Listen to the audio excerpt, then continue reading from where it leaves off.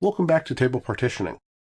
As you can see, we're right back where we left off in the middle of the demonstration. We were talking about the $partition function and what it can be used for. So the $partition function is really cool because what it does is it lets you see what partition the data row that you're looking at actually resides in. So the syntax to use is to simply type in $partition dot the function you want to use, in this case my part function, and then the column that you're partitioning by.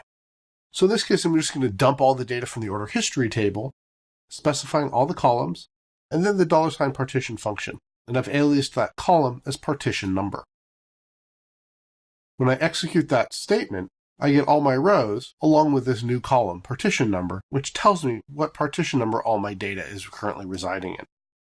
Now, where this becomes really useful is when setting up partitioning on a new table that isn't necessarily already partitioned. We can actually feed data into the $partition function that isn't yet partitioned, so we can see how it would be partitioned. So in this case, I'm actually querying the data from the AdventureWorks 2012 database. So not only is this table definitely not partitioned, but it's certainly not partitioned by our local function because we're actually calling out to another database. So if we run that, we're going to get the exact same results because it's the exact same data. Now we can also use this $partition function for aggregates as well. Here we're going to look and see what the minimum and maximum order dates are for each partition, so we can really make sure the data is where we think it is. As you can see, we've got data from 7/1/2005 through January 1st, 2006 in partition 6, the data from January 2nd, 2006 through January 1st, 2007 in partition 7, and the data from January 2nd, 2007 to 7/31/2008 in partition 8. Now, if you run this script against your own copy of AdventureWorks 2012, you'll see the exact same data. Now, this $partition function is really neat and really handy because it lets us double check where everything is and that the data is where we think it should be. I'm going to go ahead and run the next statement because this is going to take a minute while we keep talking about $partition. So some of the reasons you would use the $partition function is to make sure that the data that you're working with is where you actually think it's supposed to be.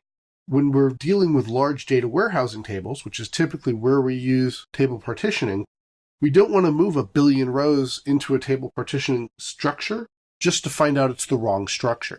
We want to fix those problems before we actually get to them and get to the point where it's going to be a large outage to fix the issue. So our alter index rebuild is complete.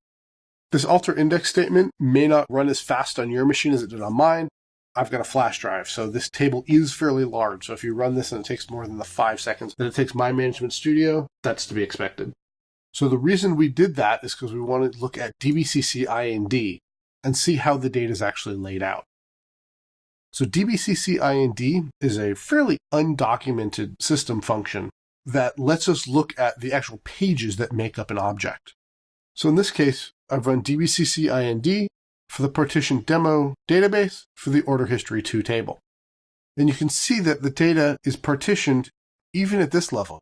You can see that the pages are assigned to specific partitions. Now, the whole reason we're looking in here is because we want to see the B tree. So here's the actual B tree pages. You can tell these are the B tree pages because they're an index level other than 0.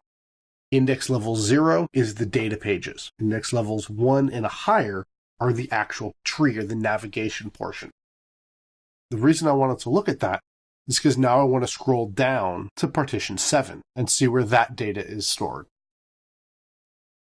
So as we scroll down to partition 7, we'll see that partition 7 has its own B tree as well. You can see it's got its own pages on level 1, followed by 1 page at level 2. So as you can see, it's a very short B tree, much shorter than it would be if it was just one giant partition. And this is how SQL Server gets the benefits that it normally gets out of table partitioning. It's because we're making much smaller tables that are much easier for SQL Server to scroll through. So I now want to look at the actual data pages because I want to look at how the data is actually stored on the page to show that there's really no difference between this and a normal page. So I'm going to turn on trace flag 3604. Now this isn't an important trace flag to remember. all this trace flag is doing is telling SQL Server, when I run this dbcc page command, that it's to dump the data onto the disk. So actually, before we look at the data page, let's go ahead and look at the root page. So this is the root page of one of the partitions, in this case, partition 6. So as you can see, it's just got some very basic information. And you'll notice that there's nothing in here that says what partition this data belongs to. That's because the data pages don't actually know their partitions. There's nothing in them that says, hey, I'm a partitioned page, or I'm part of a partitioned B tree. If we look at the intermediate level page as well, we'll see the exact same thing. There's nothing in here that says that this is a partitioned page. So then looking at the actual data page, first let's look at the header, and again we'll see that there's nothing in here that says what partition this is a part of. We've got the database ID, we've got some other basic header information. When we look at the page header itself, we see a partition ID, but that doesn't necessarily tell us anything. Every page of every table is allocated to a partition ID, whether it's a partition table or not. So every table is technically partitioned, it's just a single partition table. Now you cannot take a regular table and convert it into a partition table quickly and painlessly. It has to go through an actual data movement process, because we need to change the target from the file group to the actual partition function. So you can see of all these fields, there's nothing here that says that this is part of partition 6. So the next thing I want to do is show you how to remove partitions and add partitions. The scenario behind this next part of the script is that management has come to us and told us that they're changing the way reports are done. In the old system, reports were done annually. All reports were run for an entire calendar year. In our new system, reports are now going to be run on a month-by-month basis. So we need to change the way our partitions are being done. So the first thing I want to do is simply remove all the empty partitions. That's what this first section is going to do. The second section here that I just executed is going to then actually combine all the data from the 3 remaining partitions into one large partition.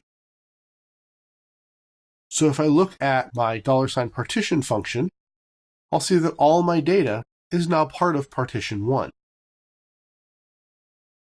So scrolling back down, I can now split the partition into the multiple smaller partitions. Now there's nothing that says that I had to remove all the partitions from the function before adding partitions in. Because some of my boundaries are going to be the same, I could have just left the old ones in and simply added new ones. But for the purposes of this demonstration, I chose to go this direction. So you can see here the first thing I'm going to do is I'm going to tell the SQL Server what the next partition to use is going to be. Now I have to do this for each partition scheme that's bound to the function I'm going to be modifying. I didn't do this before when I removed them using the merge range syntax because I didn't have to tell it where to put the data because there's no new partition being created. I'm simply merging 2 partitions together by removing a function, dropping all the data into that same partition. So when I run these 2 lines of code, it's going to tell the SQL Server where to put that next range once I put the new delineator into the function. So I'm going to do this for each month within my environment. In this case, I'm simply stopping at 2006-07-01 because I don't want to copy and paste and make all the modifications over and over and over again. You'll get the point. So when I run this, we're actually moving data around again. So this is important to remember about splits and merges. Even though they're running really fast on my system, we are actually doing a lot of data movement. And we're doing a lot of data movement because we're actually reading data and writing data. So I can go back up and look at my $partition function again. So let's go ahead and look at the aggregate query and see where all this data is now laid out. So when we run the query, we see now we have data laid out in 8 different partitions because that's how our data is defined.